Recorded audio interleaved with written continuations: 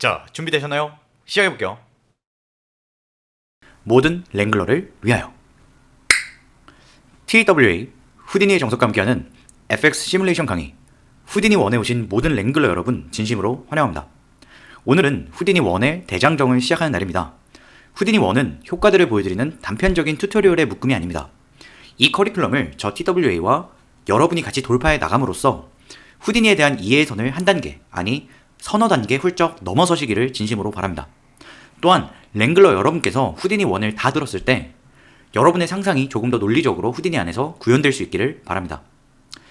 자, 본격적인 강의에 들어가기에 앞서 당부의 말을 전해야 할 것 같아요. 완전 처음 후디니를 접하는 분들께서 바로 이해하기 쉬운 강의는 아닙니다. 앞선 시리즈로 최초 입문 강의와 조이오 백스가 있었습니다. 이 두 강의가 후디니 1을 위한 빌드업이라고 생각하셔도 될 것 같은데요. 그래서 오늘은 후디니 1에 들어가기에 앞서 라는 주제로 TWA 최초 입문 강의와 조이오 백스에서 다룬 내용을 짚어가며 잠깐 복습하는 시간을 가지려고 합니다. 각각의 내용을 일일이 다 설명드리지 않고 키워드 위주로 볼 건데요. 제가 딥하게 설명드리지 않고 이것저것 보여드리는 선에서 복습을 하는 이유는 이미 이 정도는 아셨어야 합니다 라는 의미에서입니다. 지금부터의 내용은 후디니 1을 듣기 위한 최소한의 기본 지식입니다. 아실 거라는 가정하에 특별한 설명 없이 이용할 내용들이고요. 들어보시고 만약 이 부분이 이해가 가지 않는다면 아직 후디니 1을 들으실 때가 아니라 최초 입문 강의와 조이오 백스를 천천히 공부해보시고 준비해서 오시기를 추천드립니다. 자, 이렇게 겁들이듯 말씀드렸지만 뭐 별거 없습니다. 너무 걱정 마셔요. 저와 함께 공부해 오셨다면 충분히 다 알만한 내용일 거라고 생각합니다. 자, 그럼 강의 시작해 보도록 하겠습니다. 모든 랭글러를 위하여. 가장 먼저 쉬운 것부터 한번 체크를 해보려고 하는데요. 인터페이스를 조절을 해볼게요. 후디니를 처음 켜시면 이와 같은 화면 구성을 만날 수 있습니다. 상단에 보시면 빌드가 선택이 되어 있는 걸 확인할 수 있고 여러가지 인터페이스의 형태가 존재하는 걸 알 수 있어요. 우선은 빌드 상태에서부터 시작을 해볼 건데, 자, 이곳에 보이는 이 화면은 씬뷰입니다. 그리고 이곳은 네트워크 뷰입니다. 그리고 이곳은 파라미터입니다. 현재 파라미터에는 어떠한 내용도 나타나 있지 않은데요. 그 이유는 선택되어 있는 노드가 없어서 그래요. 그래서 지오메트리 한번 만들어 볼게요. 자, 노드를 꺼낼 때는 탭키 누르시고 원하는 노드의 이름을 써주시면 됩니다. 지오까지 치시면 가장 근접한 지오메트리가 선택된 걸 볼 수 있고요. 엔터 치셔서 꺼내주시고 클릭해서 내려놓으면 됩니다. 너무 쉬운 얘기여야 돼요. 여기까지는. 좋습니다. 지오메트리가 나오자마자 파라미터에 지오메트리에 대한 내용들이 나타나는 걸 확인할 수가 있어요. 지오메트리 안으로 한번 들어가 볼게요. 어트리뷰트 랭글 한번 만들어 볼 건데, 어트리뷰트 랭글. 조이오 백스를 들으셨다면 어트리뷰트 랭글에서 우리가 어떠한 코드를 쓸 수 있다는 걸 알고 계실 거예요. 그런데 자, 이 부분의 공간이 저는 조금 좁다고 생각하는 경우가 많아요. 우리가 쓰는 코드가 간단하게는 뭐 3, 4줄이면 충분할 수도 있지만 때에 따라서는 막 15줄, 20줄 이렇게 길 수도 있거든요. 그래서 이 구획을 한번 좀 옮겨볼까 하고 있습니다. 씬뷰에서 당장 봐야 될 게 적다면 자, 이렇게 당겨줄 수도 있을 거고요. 이 부분을 늘려준다고 자, 이렇게 당긴다면 자, 네트워크 뷰를 볼 수 있는 여지가 줄어들겠죠. 그렇기 때문에 이 버튼을 눌러서 이 위를 접어줄 거예요. 자, 여기까지 어렵지 않죠? 그런데 파라미터를 볼 수가 없죠. 네트워크 뷰에서 파라미터를 보는 방법이 있습니다. P를 눌러주면 네트워크 뷰 오른쪽 상단에 이렇게 파라미터가 나타납니다. 이곳에서 만약에 TWA라고 써놓고 내용을 복사한다면 자, 충분히 많은 내용을 쓸 수가 있겠죠. 조이오 백스를 진행했던 동안에는 이와 같은 화면 구성을 참 많이 이용했었는데요. 최초 입문 강의 초반에는 제가 6개로 화면을 분할하는 걸 알려드린 적이 있었어요. 자, 6개로 분할하는 걸 보여드리진 않을 거예요. 여러분이 이미 할 줄 안다고 저는 가정하고 있습니다. 간단해요. 이곳에서 좌우로 화면을 쪼개는 방식이 있고 위아래로 화면을 쪼개는 방식이 있어요. 자, 여기서부터는 여러분들의 몫입니다. 제가 어떤 경우에는 이와 같은 형태로 작업을 진행할 거고요. 어떤 경우에는 이와 같은 형식으로 작업을 하게 될 거예요. 자, 좋습니다. 인터페이스 얘기는 여기까지만 하고 다음으로 바로 넘어가 보도록 할게요. 다음 내용으로 한번 넘어가 볼게요. 새로운 지오메트리 하나 만들어주세요. 지오메트리 들어오셔서 박스 만들어주겠습니다. 자, 박스는 총 8개의 포인트를 가지고 있고 6개의 면으로 구성이 되어 있겠죠. 이 내용은 박스의 노드 인포에서 확인이 가능합니다. 보시면 포인트 8개, 프리미티브 6개, 벌티시스 24개 이와 같이 표현이 되어 있는 걸 확인할 수가 있어요. 벌티시스에 관련된 내용은 조이오 백스에서 더 구체적으로 설명드린 바가 있습니다. 제가 노드 인포까지 들어와서 여러분께 꼭 알려드리고 싶었던 내용은 자, 이곳에서 포인트 어트리뷰트 P가 있다는 걸 확인할 수가 있어요. 비교를 하기 위해서 노드 인포를 잠깐 고정을 해두고요. 러버토이를 한번 꺼내볼게요. 러버토이 렌더 플래그 켜주시고요. 노드 인포 한번 보겠습니다. 보시면 러버토이의 노드 인포에는 포인트, 프리미티브, 벌티시스 이 부분은 당연한 거고요. 이 부분의 내용이 중요합니다. 노멀에 대한 어트리뷰트를 가지고 있고 포지션에 대한 정보, 어트리뷰트 P가 존재하는 걸 확인할 수 있어요. 그리고 프리미티브 어트리뷰트, 매테리얼 패스가 존재하고 벌티시스에는 UV에 대한 정보까지 있는 걸 확인할 수 있습니다. 자, 이와 같이 어트리뷰트이 다른 녀석들을 머지로 묶어주면 어떻게 될까요? 자, 한번 연결을 해볼게요. 머지로 박스를 넣어주고요. 러버토이도 넣어줄게요. 우리가 기대했던 것처럼 신뷰에는 러버토이와 박스가 잘 표현이 되어 있습니다. 그런데 노드 인포에 노란색 경고등이 뜬 걸 확인할 수가 있죠. 그 이유가 뭘까요? 자, 박스에는 노멀에 대한 정보가 없죠. 그리고 러버토이에는 노멀에 대한 정보가 있죠. 마찬가지로 프리미티브 어트리뷰트, 벌티시스 어트리뷰트에도 매칭이 되지 않는 정보들이 있어서 이와 같은 노란색 경고등이 뜬 거예요. 이런 노란색 경고등이 떴을 때 각각의 정보는 어떻게 처리가 되었을까요? 지오메트리 스프레드시트를 보면 확인이 가능합니다. 자, 신뷰를 위아래로 나눠줄게요. 탑, 바텀. 그리고 지오메트리 스프레드시트 하나 꺼내주겠습니다. 플러스 누르시고 지오메트리 스프레드시트 꺼내줄게요. 보시면 자, 결이 다른 내용들이 좀 있죠. 8번부터는 러버토이에 관련된 내용이고요. 0번부터 7번까지가 박스에 대한 내용입니다. 자, 박스에서 노멀이 없었기 때문에 억지로 0,0,0이라는 정보가 생성된 걸 확인할 수 있어요. 자, 이렇게 정돈되지 않은 상태로 머지를 했을 때 우리는 예측하지 못한 결과를 얻을 수도 있습니다. 그렇기 때문에 기왕이면 우리가 어떤 작업을 하는지 잘 알고 있는 상태에서 어트리뷰트이 어떤 것이 있고 필요 없는 어트리뷰트는 나중에 정리를 해주고 이런 과정을 할 줄 알아야 돼요. 러버토이 같은 경우에 노멀이나 다른 어트리뷰트이 필요가 없다면 클린 노드를 활용해서 정리를 해줄 수도 있겠죠.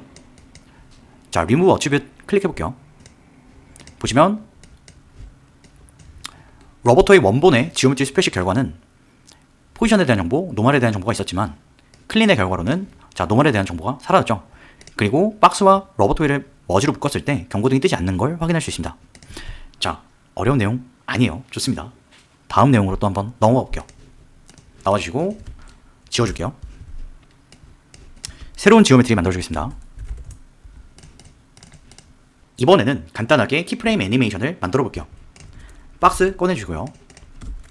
트랜스폼 꺼내주겠습니다. 트랜스폼에는 여러가지 내용이 있는데요. 트랜슬레이트, 로테이트, 스케일. 자, 이동하는 거, 회전하는 거, 크기 조절하는 거 라고 생각하시면 될 것 같아요. 각각의 가장 앞에 있는 건 X, 중간은 Y, 세 번째는 G에 대한 내용을 가지고 있습니다. 트랜스폼에 스케일의 X 값을 움직여 볼게요. 자, 이와 같이 변화가 일어나죠. Y 방향으로, G축 방향으로. 좋습니다. X축 방향으로 회전을 해볼게요. 좋습니다. Y축 방향, G축 방향. 좋습니다. 트랜슬레이트로 이동시켜 볼게요. X, Y, G. 자, 여기까지 어렵지 않죠? 그렇다면 만약에 24프레임에 스케일의 X값이 2고 48프레임에 스케일의 X값이 1이라면 어떻게 될까요? 이곳이 2고 48프레임 때 1이라면 길쭉했던 박스가 얇아지는 그런 애니메이션이 만들어지겠죠? 자, 한번 키프레임 만들어 보겠습니다. 24프레임에 스케일의 X값을 2로 설정을 해주고요. 키프레임을 만드는 방법은 간단합니다. 키보드에서 Alt 누르시고요. 이 값을 클릭해 주시면 됩니다. 자, 녹색으로 변하면서 타임라인 상에서도 24프레임에 녹색으로 바가 생긴 걸 확인할 수가 있어요. 자, 그러면 48프레임에서도 키프레임을 만들어 볼게요. 스케일의 값을 1로 줄여주고요. 숫자를 1로 바꿔줬더니 이곳에는 약간 탁한 색이 나타나고 있고 이곳에는 주황색으로 표시가 된 걸 볼 수가 있어요. 자, 키프레임이 설정되지 않은 상태에서 뭔가 다른 값이 입력이 되었다는 뜻입니다. 이 녀석에게 키프레임을 만들어줘야겠죠. 그렇기 때문에 자, Alt 누르고 클릭해줄게요. 자, 녹색으로 바뀌면서 키프레임이 생성이 되었죠. 어떤 애니메이션이 만들어졌는지 한번 볼게요. 자, 우리가 기대했던 폭이 줄어드는 애니메이션이 완성이 되었습니다. 그런데 타이밍이 이게 맞나요? 좀 너무 빠르다는 느낌 안 드시나요? 자, 이 녀석을 잘 보세요. 우리가 기대한 속도가 아니죠. 이걸 좀 보완해주기 위해서 이곳에 리얼타임 토글을 클릭을 해줄게요. 그러면 완벽하진 않지만 리얼타임 같은 느낌으로 결과를 확인할 수가 있습니다. 플레이해볼게요. 자, 어떤가요? 이해가 가시죠? 절대 어려운 내용 아닙니다. 자, 하나만 더 해보려고 하는데요. 이번에는 점의 애니메이션을 줘볼게요. 애드로 점을 만들어 보겠습니다. add 꺼내주시고요. 플래그 켜주겠습니다. 아직 어떠한 점도 생성이 되지 않았어요. add에 이 버튼을 눌러서 점을 생성해줘야 돼요. 0,0,0에 점이 생성이 되었고 포인트 넘버도 보고 싶다면 이 버튼을 클릭하시면 됩니다. 디스플레이 포인트 넘버스 클릭해볼게요. 좋습니다. 이제 애니메이션을 줘볼 건데요. 이번에는 키프레임 애니메이션이 아니라 hscript 펑션을 활용해서 한번 애니메이션을 줘볼게요. 포인트 제로의 x에 대한 내용은 코사인 $f, g에 대한 내용은 사인 $f. 자, 한번 어떤 결과가 나오는지 볼까요? 자, 이와 같이 원운동하는 포인트의 움직임을 볼 수가 있습니다. 그런데 조금 느리게 움직이는 감이 있기 때문에 좀 더 빠르게 회전할 수 있도록 값을 바꿔줄게요. 어떻게 하면 될까요? 함수에 들어가는 $f의 내용이 2배씩 빨리 커진다면 2배 빨리 회전하겠죠? 이 안에 내용을 바꿔줄게요. 곱하기 2. 이것도 곱하기 2. 결과 한번 보겠습니다. 조금 전보다 빠르게 회전하는 게 보이시죠? 좋습니다. 방금 만든 포인트 애니메이션은 하나의 포인트, 이 0번 포인트가 움직이는 거였죠. 이 포인트의 위치 정보는 add에서 이곳에 식으로서 쓰여 있었지만 그 결과는 지오메트리 스프레드시트 이곳에서도 확인이 가능합니다. 자, 시간에 따라 변화하는 $f에 대한 값이 함수에 들어가서 이와 같이 대응되는 값들이 발생을 하는 거예요. 이 부분을 주목해서 보시고 한번 플레이를 해볼게요. 자, 시간이 변함에 따라 값들이 생성되는 게 보이시죠? 이번에는 상황을 살짝 꼬아볼 건데요. add가 가지고 있는 이곳의 내용을 박스의 트랜스폼의 translate 내용에 넣어보려고 합니다. 자, 트랜스폼 지워주고요. 트랜스폼 하나 새로 꺼내줄게요. 자, 그리고 이곳에 있는 x, y, g에 대한 내용을 트랜스폼에 이곳에 넣어주도록 하겠습니다. 자, add에 오셔서 x에 대한 내용부터 한번 복사를 해볼게요. 오른쪽에 클릭하시고 copy 파라미터, 트랜스폼에 translate에 오른쪽에 클릭하시고 paste relative references. 자, 이 상태로 한번 플레이를 해볼까요? 자, 포인트는 이곳에 있을 거고요. 영향을 받은 우리의 박스는 이와 같이 x에 대한 정보를 받아서 이동하는 걸 볼 수가 있어요. 자, 이해가 가시나요? 그렇다면 g에 대한 정보도 트랜스폼에 한번 넣어볼게요. copy 파라미터 하시고 트랜스폼 오셔서 paste relative references. 자, 플레이에서 결과 한번 보겠습니다. 우리가 만들어준 이 수식이 트랜스폼의 이곳에 잘 전달되어 영향을 미치고 있는 걸 확인할 수가 있어요. 자, 어렵지 않죠? 좋습니다. 한번 상황을 조금만 더 꼬아볼게요. 어떻게 꼬아볼 거냐면, 자, 우리는 위에서 봤을 때 포인트 애니메이션이 원형으로 돌아간다는 걸 알고 있어요. 그런데 트랜스폼을 달아줄 거고요. 로테이트 값에 90도를 입력을 해볼게요. 자, 이때는 어떻게 회전을 할까요? 위에서 바라본다면, 자, 이와 같이 보일 것이고 정면에서 보면 원처럼 움직이는 걸 확인할 수가 있죠. 이때의 위치 정보를 박스의 트랜스폼에 트랜슬레이트에 넣어주고 싶습니다. 자, 어떻게 하면 될까요?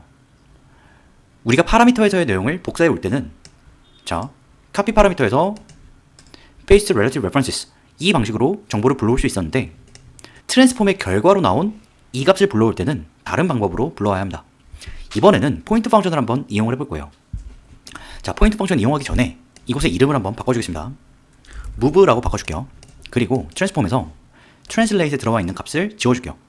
delete channels 0, 0, 0. 이 상태로 한번 정보를 불러와 볼게요. 먼저 x에 대한 정보를 불러올게요. move의 결과인 p.x의 이 내용을 불러올 예정입니다. 포인트 펑션 활용할 건데요. 먼저 주소를 입력해줘야겠죠. 현재 트랜스폼에서 한 단계 상위 단계인 슬래시로 바깥으로 나가주고요. 이 녀석의 결과죠. move의 이름을 써주면 됩니다. move 써줄게요. 그리고 이 결과에서 0번 포인트에서 정보를 불러올 거죠. 그리고 포지션에 대한 정보를 불러올 거예요. 자, 포지션에 대한 정보는 벡터의 정보이기 때문에 x, y, g 3개의 정보를 가지고 있겠죠. 그 중에서 x 첫 번째이기 때문에 0을 써줄게요. 자, 이때 들어온 이 내용의 값을 볼게요. translate 이곳을 클릭해 주시면 불러 들어와진 0.52라는 값을 확인할 수 있습니다. 이 녀석을 선택해서 지오메트리 스프레드시트에 어떤 결과가 있었는지 볼게요. 자, 0.52 잘 불러와진 게 보이시죠? 좋습니다. 자, y에 대한 내용도 불러올게요. 연습을 위해서 복사하지 않고 직접 값을 입력해볼게요. 포인트 펑션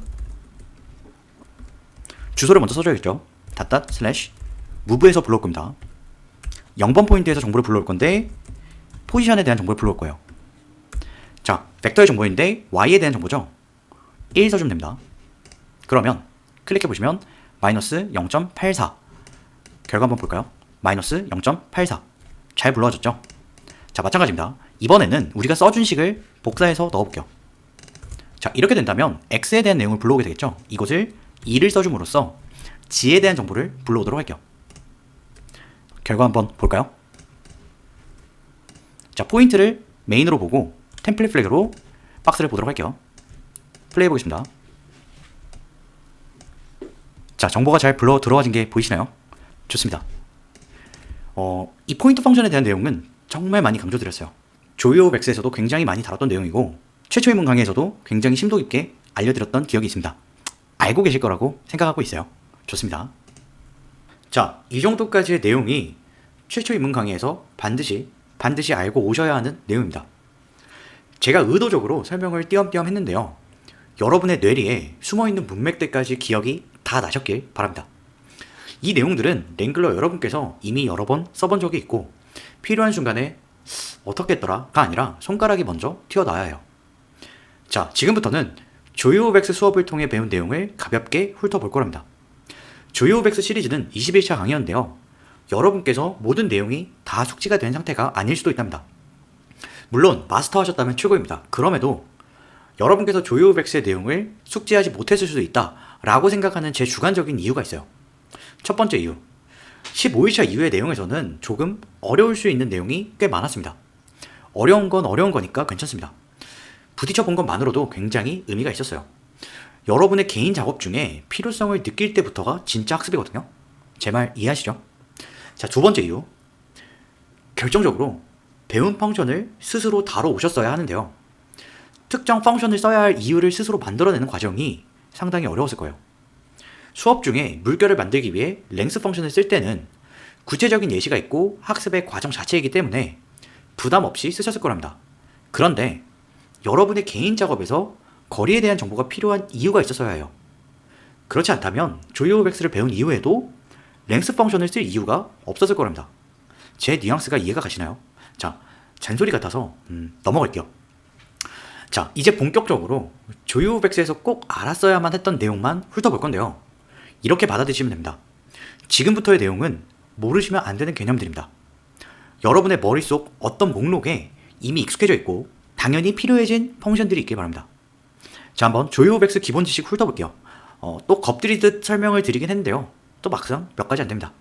자, 기쁜 마음으로 시작을 해볼게요. 자, 고민할 거 없고요. 제가 예시를 바로 한번 들어볼게요. 자, 지오메트리 지워주시고 새로운 지오메트리 만들어줄게요. 그리고 점을 4개 만들어주겠습니다. 자, 0,0,0에 점 하나 만들어주시고요. 복사하고 붙여놓고 이 녀석은 1,0,0에 위치하도록 할게요. 그리고 붙여놓고 이 녀석은 2,0,0 하나 더 붙일게요. 이 녀석은 3,0,0. 자, 머지로 묶어서 한번 같이 보도록 할게요. 자, 총 4개의 점이 만들어진 걸 확인할 수 있습니다. 자, 묶어서 한꺼번에 보려는 건 아니었고요. 어트리뷰트 랭글에서 이 각각의 점이 가지고 있는 위치 정보, 벡터의 정보를 변수나 어트리뷰트로 한번 만들어 볼게요. 자, 기본이 될 수 있는 메인 정보를 주기 위해서 0,0,0인 이 녀석을 어트리뷰트 랭글 첫 번째 인풋에 넣어주겠습니다. 자, 여기까지는 어렵지 않죠? 자, 이제 뭘 해보려고 하냐면요. 이 포인트가 가지고 있는 1,0,0이라는 위치 정보를 어트리뷰트 랭글에서 불러와서 이 포인트에 색깔 정보로 활용을 해보려고 하고 있습니다. 자, 어떻게 하면 될까요? 자, 제가 어떻게 하는지 보여드릴 예정인데 이미 여러분 머릿속에는 이걸 이렇게 연결을 해서 이런 식을 쓰고 이런 어트리뷰트를 주면 되겠다 라고 답이 이미 머릿속에 나와 있어야 합니다. 우리 이거 너무 많이 했던 과정이기 때문에 이게 새로워서는 안 돼요. 좋습니다. 한번 보여드릴게요. 자, 우선은 1,0,0이라는 이 정보를 어트리뷰트 랭글 두 번째 인풋에 넣을 거예요. 그리고 어트리뷰트 랭글에서 이 정보를 불러와야겠죠. 그렇다면 포인트 펑션을 활용하면 됩니다. 자, 포인트 펑션에 가장 먼저 뭘 쓰죠? 두 번째 인풋으로 들어오는 정보죠. 그렇기 때문에 0, 1, 두 번째죠.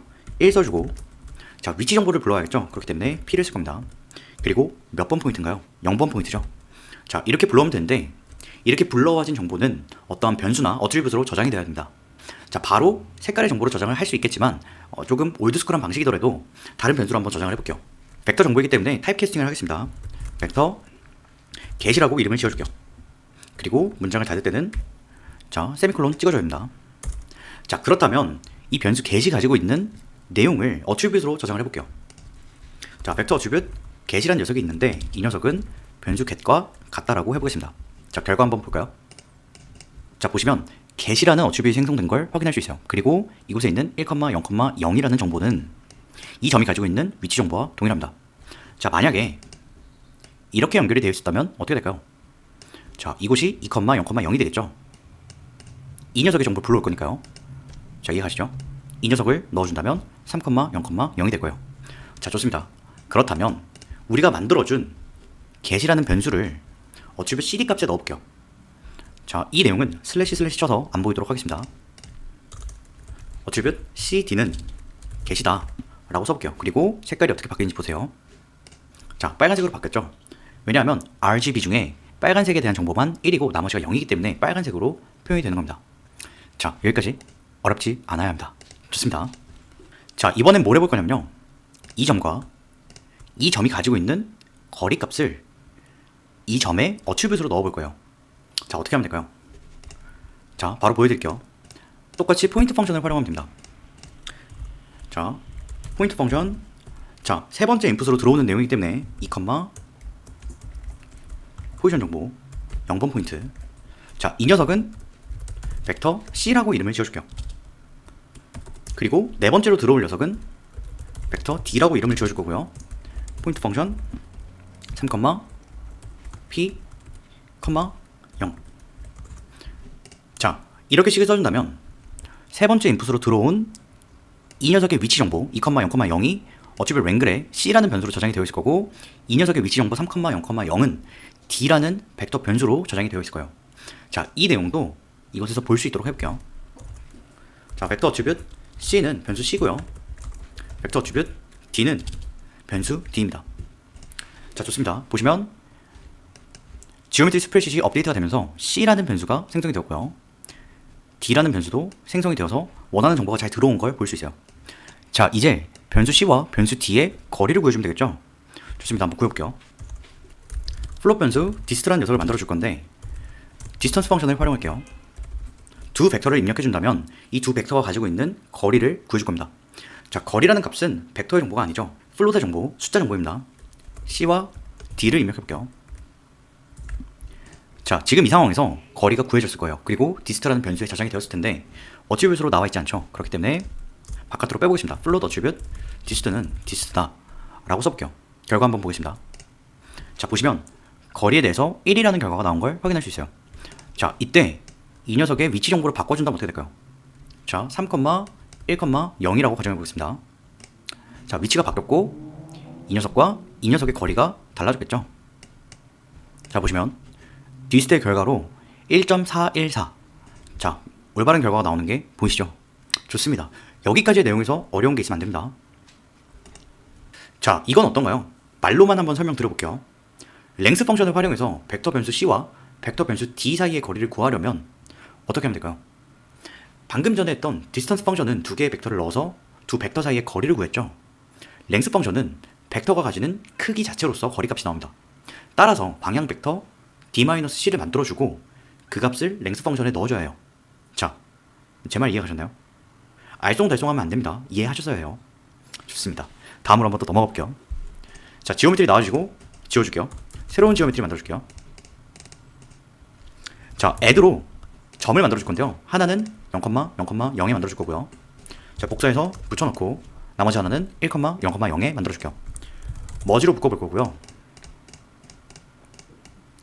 자, 이 두 점을 선으로 만들어줄게요. add 꺼내주고요. 폴리곤의 바이 그룹으로 선으로 변환시켜줄게요. 자, 이 상태에서 우리는 포인트 0번과 1번으로 구성이 되어 있는 선을 만들었는데요. 리샘플 노드를 활용해서 이 사이에 점을 더 많이 만들어줄게요. 자, 지금은 총 11개의 점을 가지고 있죠. 0.1 간격으로 나뉘어 있어서 그래요. 자, 총 100개의 점으로 나눠줄게요. 자, 보시면 자 101개가 나타났네요. 자 100개로 나눴으니까 앞뒤로 한 개씩 더 있으니까 101개가 맞겠죠. 좋습니다. 자 여기까지 어렵지 않죠. 자 이제 어트리뷰트 랭크를 달아줄 거고요. y는 x의 그래프로 한번 만들어 볼게요. 자 어트리뷰트 랭크를 달아주고요. 우리가 가지고 있는 이 녀석의 그래프를 y는 x 그래프로 만들려면 어떻게 하면 될까요? 자 어트리뷰트 p.y가 어트리뷰트 p.x라고 써주면 되겠죠. 그렇다면 우리가 가지고 있는 이곳에 x가 0.01일 때 y의 값이 0.01이 될 거고 0.04일 때 y 값이 0.04가 되겠죠. 이러한 논리로서 이와 같이 식을 써준다면 y는 x의 그래프처럼 표현이 될 겁니다. 자 한번 결과 볼게요. 자 이 부분까지도 어려워서는 절대 안 됩니다. 좋아요. 자 지금부터는 총 4가지 펑션을 여러분과 체크를 해볼 거예요. 클램프 펑션, 핏 펑션, 채널 펑션, 채널 램프 펑션. 자 한번 이용을 해보겠습니다. 먼저 클램프 펑션 이용해 볼게요.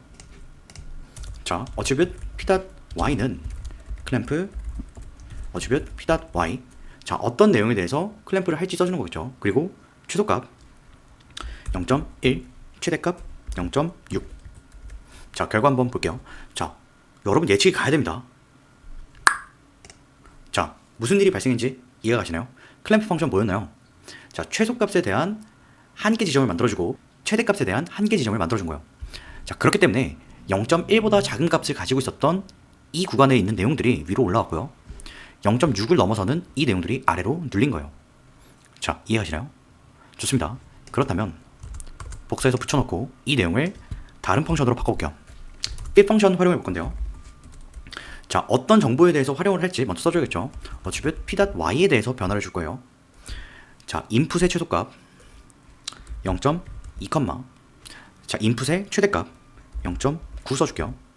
그리고 출력하고 싶은 최소값 마이너스 0.5 그리고 출력 최대값 1.2. 자 결과가 예측이 가시나요? 자 이 내용까지는 클램프의 내용과 동일합니다. 여기서 클램프된 내용을 이 영역에 맞게 확대해 줄 거예요. 결과 볼게요. 자 이해가 가시나요? 이 부분이 이해가 쉽게 되셔야 돼요. 좋습니다. 자 클램프의 내용으로 한번 돌아와 볼게요. 자 이 식을 우리가 임으로 0.1과 0.6을 바꿔주고 싶은데 자 그때 식을 써주면 예를 들어서 0.3 이곳은 0.7 이런 식으로 계속 직접 입력을 해야 된다면 살짝 귀찮을 수 있겠죠. 자 그렇기 때문에 채널 펑션을 한번 활용을 해볼게요. 이곳에 채널 그리고 이름을 써주면 됩니다. 최소값이기 때문에 미니멈 min 쓰려고 했는데요. 자 채널 펑션의 타입을 정해줄 수 있어요. 플롯인지 인티저인지 이런 내용이요. 자 f를 써준다면 플롯의 정보로 된 채널이 만들어질 거예요. 결과 한번 보겠습니다. 자 이 상태로는 결과가 나오지 않죠. 이 버튼을 눌러주셔야 여기서 만든 채널이 밑에 나올 거예요. 좋습니다. 이제 이 슬라이더를 옮겨준다면 자 우리가 임으로 조정하기 훨씬 편하죠. 좋습니다. 그렇다면 이 내용 최대값도 한번 파라미터를 만들어줄게요. 맥스 만들어주고 맥스값 올려주면 자 이 두 슬라이드를 활용해서 손쉽게 클램프의 작동을 할 수가 있겠죠. 좋습니다. 똑같은 일 여기서도 한번 해볼 건데요. 자 바로 만들어볼게요. 채널 플롯 인풋 미니멈 채널 플롯 인풋 맥시멈 채널 플롯 아웃풋 미니멈 채널 플롯 아웃풋 맥시멈. 좋습니다. 자 현재는 모두 값이 0이기 때문에 이렇게 눌러 앉았는데요. 자 맥스 값부터 올려줄게요. 이 상태에서 한번 값을 움직여 보겠습니다. 자 클램프에 대해서 영향을 받고 있고요. 인풋의 최소값이 아웃풋의 최소값에 맞춰진 걸 볼 수 있어요. 자 이와 같이 올려줄 수 있습니다. 자 마찬가지로 맥스도 옮겨줄 수 있어요. 자 이 내용은 제가 조이오백스에서 굉장히 디테일하게 따로 영상을 만들어 뒀기 때문에 여러분이 다 이해하고 있을 거라고 기대하고 있습니다. 좋습니다. 그렇다면 채널 램프 한번 만들어 볼게요. 새로운 어트리뷰트 랭크를 하나 꺼내줄게요. 연결해 주시고 자 마찬가지로 어트리뷰트 p.y는 어트리뷰트 p.x라고 해주겠습니다. 자 그럼 현재 어트리뷰트 p.y는 0에서 1까지 정보를 가지고 있죠. 이때 어트리뷰트 p.y를 채널 램프로 성형을 해줄 건데 자 채널 램프 가장 먼저는 채널 펑션과 마찬가지로 채널 램프에 이름을 만들어줘야 됩니다. 이곳에 만들어질 채널 램프에 이름이 필요해요. 그래서 my 램프라고 이름을 써줄게요. 그리고 어떤 정보를 가공할 거죠? attribute p.y입니다. 자, 한번 만들어 볼게요. 자, 현재 결과에는 차이가 없죠. 그 이유는 뭘까요? attribute p.y의 내용은 0에서 1까지 점진적으로 커지는 내용이었는데 이 내용이 채널 램프에 이 함수에 대응되어 똑같은 결과를 나타내고 있을 뿐이에요. 여기서 만약 이와 같이 모양을 바꿔준다면 자, 이 모양이 반영이 돼서 이곳에 들어오는 걸 확인할 수 있죠. 자, 채널 램프에 대한 내용도 굉장히 심도 깊게 다룬 적이 있기 때문에 만약에 이해가 안 가신다면 꼭 돌아가서 한번 보시길 추천드립니다. 자, 좋습니다. 자, 체크사항 거의 다 확인했어요. 이제 조건문 한번 간단하게 봐볼게요. 어떤 조건문을 만들어 줄 거냐면요, attribute p.x의 값에 따라 서로 다른 색이 지정되게 해줄 거랍니다. 처음으로는 attribute p.x가 0.5보다 작다면 선이 파란색이 되도록 만들어 볼게요. 자, attribute rank을 꺼내주고요, 연결해 줄게요. 런어브는 포인트로 되어 있는 게 맞습니다. 자, 식을 써볼 건데 제가 뭐라고 했죠? attribute p.x가 0.5보다 작다면 attribute cd의 값은 파란색 0,0,1이 되면 되겠죠. 제가 말로 표현했지만 여러분은 식으로 바로 떠올라야 합니다. 어려운 내용이 아니에요. 한번 써볼게요. 만약 attribute p.x가 0.5보다 작다면 attribute cd는 0,0,1이 되면 됩니다. 자, 결과를 한번 볼 건데요. 이곳을 보시면 0.5 정도의 지점이 있을 거고 0부터 0.5 이 아래의 구간은 파란색으로 표현이 될 거예요. 자, 그렇다면 이 부분도 상상을 하셔야 됩니다. attribute p.x가 0.5보다 크다면 어떻게 될까요? 이 조건에 부합하지 않는 경우에 대한 얘기를 하는 거예요. 자, 어떤 색으로 표현이 될까요? 검정색일까요? 자, 결과 한번 볼게요. 자, 좋습니다. 우리가 예상했던 0.5보다 작은 구간은 파란색으로 나온 걸 볼 수 있는데요. 자, 이쪽 구간은 흰색으로 표현이 되고 있죠. 왜 그럴까요? 이 부분을 확인하기 위해서 다른 attribute rank를 한번 꺼내볼게요. attribute rank, 그리고 식을 써볼 건데 attribute cd 색에 대한 값이 있다라고만 선언을 해볼게요. 결과 한번 보겠습니다. 자, 좋습니다. 결과 보시면 1,1,1이 나온 걸 볼 수 있어요. 어떤 값을 지정해 준 게 아닌데 디폴트 값이 흰색이라는 걸 뜻하고 있어요. 자, 이게 조금 독특한 이유는 만약에 벡터 attribute k라는 녀석이 있다라고 가정한다면 자, 값을 지정해 주지 않고 attribute만 있다고 해볼게요. 그 결과로 자, 0,0,0이 나온 걸 확인할 수 있죠. 자, 이는 분명 차이가 있습니다. 알아두셔야 돼요. 자, 이 부분 지우고 조건문의 내용 다시 계속 볼게요. 이 내용 다시 한번 이해해볼게요. 0.5보다 attribute p.x가 작다면 파란색이 될 거고요. 이 조건에 부합하지 않는 내용에 대해서는 디폴트 값인 1,1,1이 나온 겁니다. 자, 이제 if와 함께 같이 많이 쓰이게 되는 else를 써볼게요. 자, 그렇지 않다면 자, 이제 또 다른 명령을 해줄 수 있겠죠. attribute cd는 이번엔 빨간색으로 표현해볼게요. 1,0,0 결과 보겠습니다. 자, 좋습니다. 잘 표현된 게 보이시죠? 자, 연습을 위해서 else if도 한번 활용을 해볼게요. attribute rank을 지우고요. attribute rank을 꺼내주고 연결해줄게요. 이번에는 만약 attribute p.x가 0.3보다 작다면 attribute cd는 1,0,0이라고 하고요. 자, else if 자, 새로운 조건을 써주겠죠. attribute p.x가 0.3보다 크거나 같다면, 그리고 자, 조건문에 and에 대한 표현을 한 겁니다. 그리고 attribute p.x가 0.7보다 작다면 자, 이 두 조건이 모두 만족해야 되는 거예요. 그렇다면 attribute cd는 0,1,0이라고 해볼게요.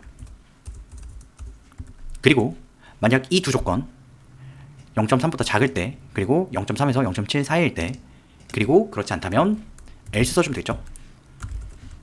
이 두 조건을 모두 만족하지 않는다면 attribute cd는 파란색으로 표현해볼게요. 0,0,1 결과 한번 보겠습니다. 자, 우리가 예상한 결과가 나온 거예요. 0.3보다 작을 때는 빨간색으로 표현이 되고 0.3보다 크거나 같고 0.7보다 작다면 녹색으로 표현이 되고요. 두 조건에 모두 부합하지 않는다면 파란색으로 표현이 된 거예요. 자, 여기까지 이해가시나요? 좋습니다. 자, 이 부분에서 이 영역을 조절해주기 위해서 채널 펑션을 이용할 수도 있겠죠. 자, 넘버에 대한 플롯 변수를 만들어줄게요. 플롯 A는 채널 플롯 A라고 지어줄 거고요.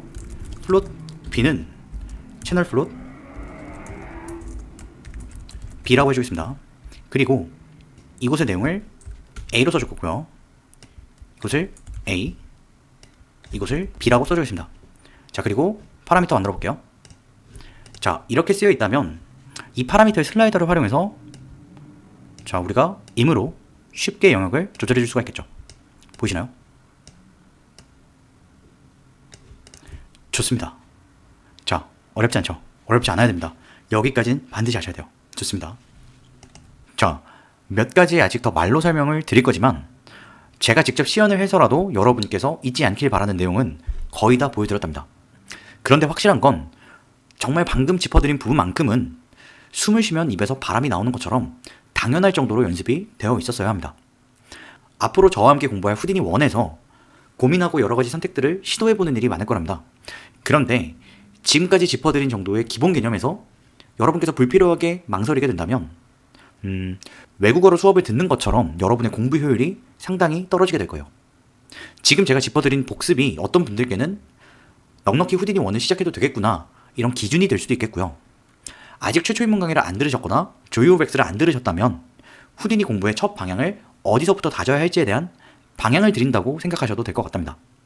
어떤 방식으로든 이 강의가 여러분께 도움이 되었으면 좋겠어요. 그리고 전 사실 이미 알고 있답니다. 여기까지의 내용을 듣고 계신 여러분은 다 알면서 듣고 계신 거라는 걸 말이죠. 제 잔소리에 역으로 욕심이 활활 타오르시길 기대하고 있답니다. 잔소리가 또 길었죠. 자, 정말 이제 마지막입니다. 조이오백스에서 개념적으로 기억해야 하는 내용들이 몇 가지가 더 있어요. 지금부터 빠르게 키워드를 말로 설명드려 볼 건데요. 제 말과 여러분의 기억이 잘 연동되는지 한번 체크를 해보세요. 자, 시작해 보겠습니다. 자, 먼저 노멀라이즈. 자, 노멀라이즈가 뭐죠? 크기 일자리 혹은 단지 방향. 자, 와닿으시나요? 노멀라이즈가 있으면 어떤 편리함이 생기죠? 상대적인 크기에서 절대적인 크기로 뭔가 바뀌는 게 있죠. 자, 이 정도만 말씀드려도 와닿아야 합니다. 좋습니다. 넘어가 볼게요. 민, 포스 펑션. 자, 이게 뭔가요? 레퍼런스의 위치 중 가장 가까운 포지션의 정보죠. 그럼 얻게 될 결과는 벡터 정보입니다. 자, 이해하셨죠? 자, 넘어가 볼게요. 니어 포인트 펑션. 자, 이 펑션은 뭘 구해주는 펑션이었나요? 레퍼런스가 가진 점 중에서 가장 가까운 점의 포인트 넘버. 자, 그럼 우리가 얻게 되는 결과는 인티저의 정보였죠. 자, 여기까지 이해가 되셔야 합니다. 자, 넘어가 볼게요. 이번에는 다 프로덕트, 크로스 프로덕트. 자, 다 프로덕트가 뭐고 크로스 프로덕트가 뭔가요? 크로스 프로덕트부터 한번 이야기를 해볼까요? 두 벡터의 수직이 되는 벡터를 구해줄 때 우리는 크로스 프로덕트를 활용했어요. 그럼 다 프로덕트는 뭐였나요? 두 벡터의 각을 삼각함수로 표현을 한 거예요. 그래서 제가 예시를 들 때 빛에 대한 묘사에서 언급된 바가 있었죠. 광원과 면이 바라보는 방향이 정면이라면 밝을 거고요. 광원을 향하는 방향과 면이 향하는 방향이 서로 수직이라면 어둡게 표현이 될 거예요. 자, 이 부분이 이해가 가셔야 됩니다. 자, 이거는 좀 어려울 수 있으니까 다시 한번 정리해 드릴게요. 닷 프로덕트는 각도에 대한 이야기입니다. 그리고 크로스 프로덕트는 수직이 되는 벡터에 대한 이야기입니다. 좋습니다. 자, 넘어가 볼게요. 자, 어레이. 어레이가 뭐였나요? 여러 개의 정보를 담아주는 그릇이었죠. 어레이는 그래서 이와 같은 방식으로 표현이 됐어요. 이 안에는 개수가 없는 0개짜리 어레이도 생성이 될 수 있고요. 1개, 2개, 자, 무수히 많은 내용을 담고 있는 어레이가 생성이 될 수도 있습니다. 자, 이런 포맷은 언제 쓰였나요? 가장 먼저 배웠던 건 니어 포인트 펑션을 배울 때 어레이를 다뤘었죠. 니어 포인트 펑션은 뭐였나요? 니어 포인트 펑션은 레퍼런스에서 가장 가까운 점의 포인트 넘버를 알려줬어요. 가장이라는 조건이 붙었었죠. 니어 포인트 펑션은 어떤 반경 안에서 어떤 개수를 조건으로 가장 가까운 점부터 레퍼런스의 포인트 넘버를 찾아주는 거예요. 자, 예를 들어서 반경 1의 개수는 3개를 제한을 두고 가까운 점들을 찾을 수 있겠죠. 그 점의 정보는 포인트 넘버가 될 거예요. 자, 이해하셨죠? 좋습니다. 자, 우리가 기억해야 되는 내용 중에 반복문도 있어요. 앞에서 니어 포인트의 결과로 어떤 어레이 정보를 얻었을 겁니다. 이 안에는 2번 포인트가 가깝다. 그리고 그 다음으로는 4번, 그 다음으로는 7번이 가깝다. 이와 같은 정보를 받아줄 수 있을 거예요. 이때 우리가 구해준 이 각각의 녀석들의 정보를 가지고 동일한 작업을 수행할 수도 있습니다. 이때 이용되는 게 뭐였나요? for each 반복문이었죠. 자, 비슷한 내용이에요. 임의의 변수를 설정하고 언제부터 언제까지 반복 수행을 해주세요 라는 형식의 for문도 있었어요. 그래서 자, 이 식의 느낌이 기억이 나셔야 돼요. for i가 0에서 시작을 할 건데 i가 10보다 작을 때까지 i 뿔뿔. 자, 이와 같은 문장의 구조가 기억이 나셔야 됩니다. 자, 좋습니다. 정말 이제 다 왔어요. 지금부터의 키워드들은 이렇게 생각하셔도 좋습니다. 공부해 본 적이 있고 다시 공부하게 되거든 뭐 하면 할 수 있다. 뭐 이 정도만 되셔도 충분합니다. 자, 카피 투 포인트를 할 때 몇 가지 특정 어트리뷰트는 크게 영향을 주기도 했고요. 방향에도 영향을 줬어요. 그래서 자, 어떤 오브젝트를 카피 투 포인트로 자, 점에 연결해 줄 때 이곳에 어트리뷰트를 만들어 달아준 적이 있었어요. 그 중에는 어트리뷰트 노멀, 어트리뷰트 업과 같은 내용을 달아주기도 했고요. 어트리뷰트 pScale을 쓰기도 했었답니다. 자, 어트리뷰트 노멀과 어트리뷰트 업은 바라보는 방향과 머리가 들려있는 방향을 정해주는 그런 내용이었고요. pScale 같은 경우에는 얼마나 확대될지, 얼마나 축소될지에 대한 내용이었어요. 자, 기억하시나요? 좋습니다. 자, 또 넘어가 볼게요. 자, 그 다음으로 배웠던 게 뭐였나요? 회전에 대해서 우리가 골치 아프게 공부한 게 있었어요. 자, 트랜스폼에서의 회전에는 X축 방향으로 뭐 30도, Y축 방향으로 60도, Z축 방향으로 45도 이와 같은 방식의 회전을 이용했습니다. 그런데 이런 방식이 아니고요. 어느 방향으로 얼마만큼 회전할지 이와 같은 방식으로 회전에 대한 정의를 내리는 방식을 배웠어요. 자, 이걸 뭐라고 불렀었나요? 바로 쿼터니언이죠. 자, 쿼터니언을 이해할 때 매트릭스에 대해서도 살짝 배웠고요. 오리엔트에 대해서도 언급을 드렸었답니다. 자, 다 왔습니다. 그리고 막판 가서는 XYZ 디스트, 프림 UV, 마지막엔 포인트 클라우드에 대한 내용도 다룬 바가 있었어요. 자, 어떤가요? 기억이 나시나요? 조이오백스 1일차부터 21차까지 가장 핵심이 되는 내용들은 한 번씩 언급을 해드린 것 같아요. 이 모든 내용을 다 숙지하고 계시는 걸 바라는 건 아닙니다. 그럼에도 제가 직접 시연을 보여드렸던 내용만큼은 완벽하게 이해하고 계셨어야 해요. 좋습니다. 자, 좋습니다. 저와 여러분이 후디니 1에 들어가기에 앞서 제가 꼭 짚어두고 싶었던 내용은 다 말씀을 드린 것 같답니다. 생각보다 별거 없었죠?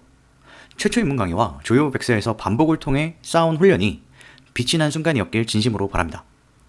이제 다음 강의에서부터 후디니 1이 본격적으로 시작됩니다.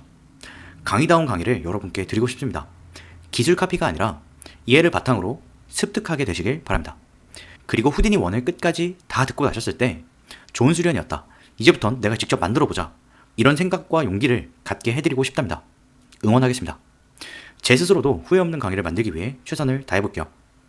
다음 강의에서 뵙도록 하겠습니다. 모든 랭글러를